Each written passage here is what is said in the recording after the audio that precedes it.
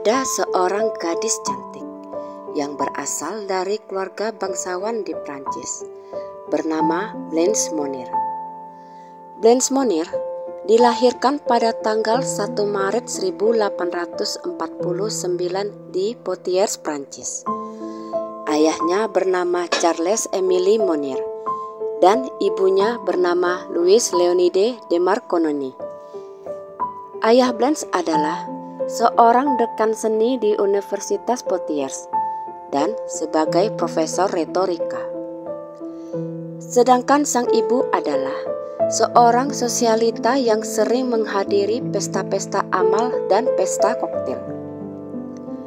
Blanche memiliki seorang kakak laki-laki bernama Marcel yang berprofesi sebagai seorang pengacara. Kedua orang tuanya pernah mendapatkan penghargaan sebagai warga yang sering melakukan kegiatan amal. Keluarga Monnier terkenal karena memiliki status sosial yang tinggi, dengan kekayaan luar biasa, dikarenakan mereka memiliki banyak tanah di kota tersebut. Hal itu menjadikan keluarga Monnier sangat disegani masyarakat luas. Blanche tumbuh menjadi gadis yang sangat sopan, periang, dan berwajah cantik. Karena kecantikannya tersebut, membuatnya menjadi idola di kota tersebut. Banyak pria yang ingin meminangnya, yang berasal dari berbagai kalangan. Orang tuanya pun meminta Blanche untuk memilih salah satu di antaranya. Pilihan Blanche ternyata mengejutkan orang tuanya, karena ia justru memilih pria tua yang masih lajang dan berprofesi sebagai seorang pengacara, di mana pengacara itu tinggal tidak jauh dari rumah Blanche. Tentu saja pilihan Blanche ditentang habis-habisan oleh sang bunda.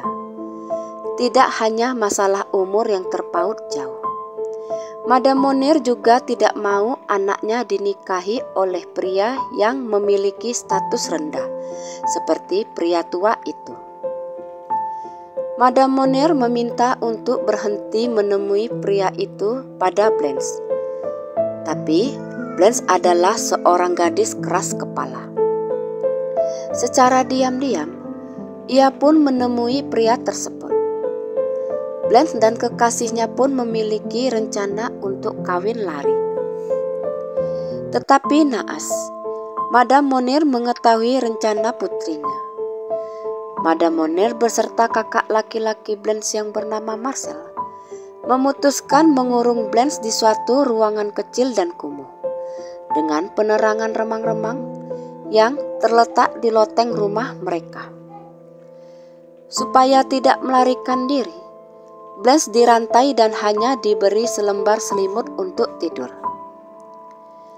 Madame Monnier berharap tindakannya bisa membuat Blanche patuh padanya. Tetapi sekali lagi yang perlu kita ingat, Blanche gadis keras kepala. Alih-alih mengikuti kemauan ibunya dan atas nama cinta, Blanche memilih penyekapan yang dialaminya. Ia tetap pada pendiriannya untuk memilih pria tua itu. Hal itu disampaikannya kepada sang bunda, yang pada akhirnya membuat Madame Monnier memutuskan akan mengurung Blanche hingga ia berubah pikiran. Madame Monnier juga mengancam suami, anak laki-laki, bahkan pelayan-pelayan yang ada di rumah itu untuk tidak menolong Blanche serta merahasiakan hal tersebut.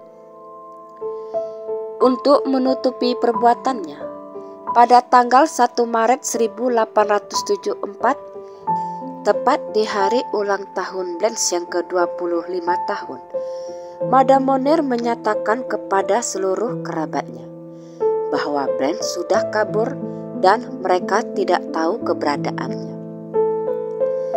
Rahasia itu terus terjaga hingga ayah Blanche pun meninggal di tahun 1879. Lalu bagaimana kabar pria tua kekasih Blanche? Si pria tua tersebut tidak mengetahui apa yang terjadi pada Blanche. Ia merasa sedih dan memilih tidak menikah hingga pada akhirnya meninggal di tahun 1885. Selama Blanche disekap, Madame Monir melakukan aktivitasnya seperti biasa, seperti tidak ada kejadian apa-apa. Ia tetap suka beramal seperti biasanya. Jika ada seseorang yang menanyakan kabar Blanche, Madame Monir suka pura-pura sedih. Selama disekap, Blanche hanya mendapatkan sisa-sisa makanan.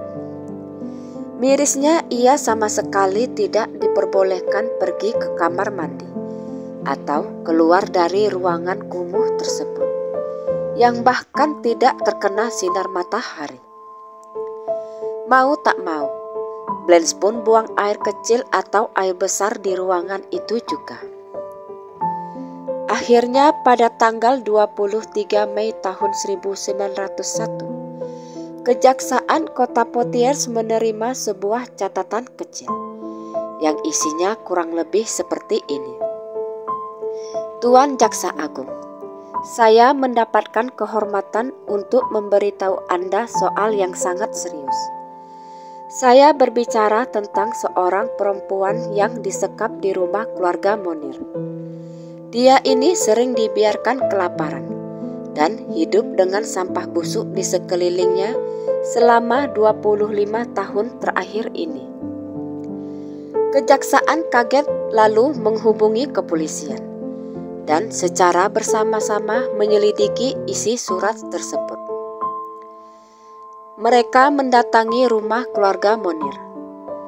Saat mereka datang, mereka tidak mendapat sambutan hangat, di mana Madame Monir sama sekali tidak mau membukakan pintu. Hingga mereka pun memilih mendobrak pintu dan memeriksa rumah tersebut. Setelah memeriksa ke sana kemari, mereka menemukan sebuah ruangan kecil yang terletak di loteng rumah tersebut. Mereka membuka pintu ruangan kecil itu secara paksa, dan di sanalah mereka mendapati pemandangan yang tidak akan pernah mereka lupakan. Di sanalah Blanche Monir ditemukan dengan kondisi tubuh yang sangat memprihatinkan dan tidak berbusana. Tubuhnya dikelilingi makanan busuk dan kotorannya sendiri. Yang menyedihkannya lagi, tubuhnya terlihat sangat kurus dan membuat semua tulang-tulangnya menonjol.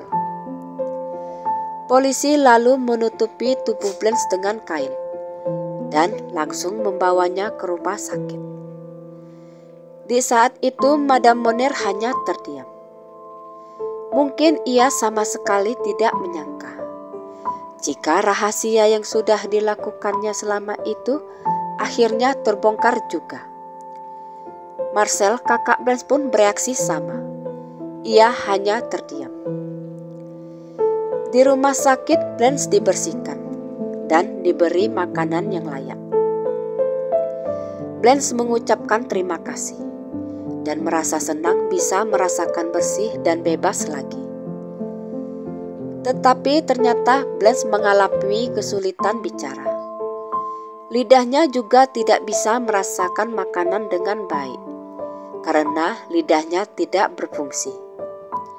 Saat itu berat badan Blanche hanya tinggal 25 kg saja. Dan karena tidak pernah mendapatkan sinar matahari, setelah bebas pun Blanche tidak bisa menerima sinar matahari lagi, karena kulitnya menjadi sensitif.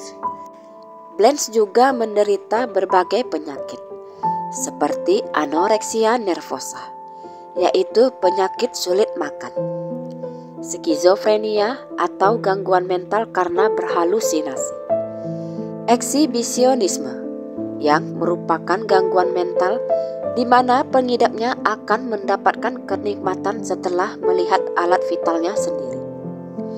Dan yang terakhir adalah koprofilia, yaitu gangguan mental di mana pengidapnya akan mendapatkan rangsangan jika melihat kotorannya sendiri. Lalu pada tanggal 25 Mei 1901, Madame Monner dan Marcel akhirnya ditangkap. Masyarakat Poitiers pun geger.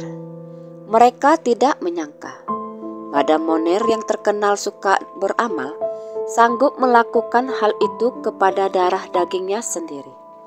Sehingga mereka pun beramai-ramai datang ke rumah keluarga Monner dengan amarah membara. 15 hari setelah penahanannya, pada tanggal 9 Juni 1901, Madame Monner meninggal karena serangan jantung yang disinyalir diakibatkan demonstrasi masyarakat yang mengutuk perbuatannya. Sebelum meninggal, Madame Monner mengakui perbuatannya, dan kata-kata terakhirnya adalah Blanche yang malang.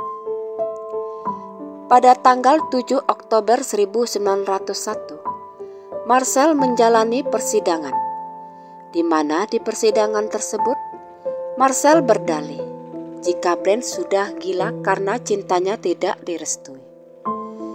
Karena itu Blanche suka marah-marah dan berperilaku kasar, sehingga membuat Madame Monner terpaksa mengurungnya. Bahkan Marcel mengatakan bahwa penyekapan itu atas kemauan Blanche sendiri, dan Blanche bisa kabur kapan saja. Pernyataan itu membuat Marcel hanya dihukum 15 bulan saja, karena pada saat itu belum ada hukuman di Prancis yang berlaku untuk menghukum seseorang karena penyekapan yang dilakukan oleh anggota keluarganya sendiri. Marcel hanya divonis bersalah atas tindakan tidak manusiawi terhadap adiknya. Tetapi hukuman itu hanya sementara, karena Marcel kemudian dinyatakan tidak bersalah setelah ia mengajukan permohonan naik banding. Mendengar itu, masyarakat menjadi sangat marah. Pernyataan Marcel tentang kegilaan Blanche pun tidak terbukti, di mana para perawat yang merawat Blanche di rumah sakit menyatakan Blanche bersikap sangat baik. Pemeriksaan selanjutnya menyatakan bahwa ruangan tempat penyekapan itu tidak memiliki pintu lain selain pintu yang didobrak. Jadi kemungkinan Blanche kabur sangat kecil rasanya. Sedangkan para pelayan di rumah keluarga Monner mengatakan bahwa mereka hanya menuruti perintah Madame Monner. Sedangkan para tetangga mengaku sering mendengar suara jeritan minta tolong dari rumah tersebut. Tetapi mereka memilih untuk tidak ikut campur dengan urusan keluarga Monner. Akhir cerita. Di tahun 1913, Blanche pun meninggal dunia karena kesehatan mentalnya yang semakin memburuk di umur 64 tahun.